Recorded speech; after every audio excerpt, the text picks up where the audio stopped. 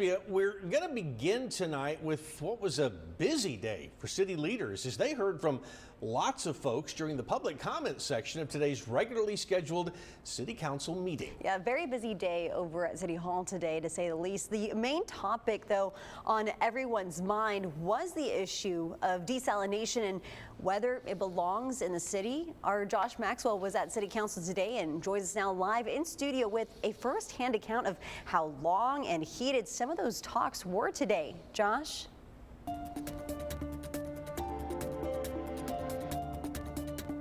Mike, Leslie, members of the community made their voices heard before City Council today in regards to desalination.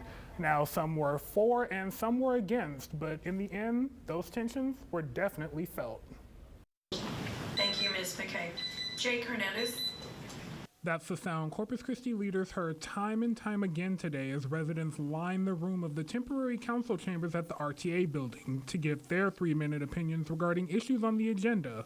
The one that came up the most, desalination. Our interruptible source will not only take care of the current citizens that are here, but the future growth and economic development.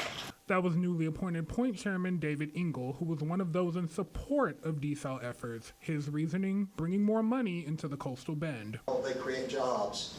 People that have the funds to be able to go out and buy cars or refrigerators or furniture create tax dollars. But Engel's views on desalination were not shared by all. In fact, most of the people who showed up had lots of complaints about the project. We're going to be sucking up brine and that thing's going to shut down. And you know it. Blanca Parkinson was one of many residents who were against desal. She, along with Henry Williams, who was not a fan of the idea because of the proposed location near the Hillcrest community, a community he said he has fought to preserve. Shiptown is not a viable source. There's a way to find a viable solution, but the desalination project is not the viable solution. Corpus Christi NAACP President Jeremy Coleman also spoke before council. He says he feels like there are still missing pieces of the puzzle, but time ran out before he could get his full point across. Accurate information is what we did not get. And the reason why this was prolonged so long in us making the decision. Coleman, I hate to cut you off. Yes, ma'am.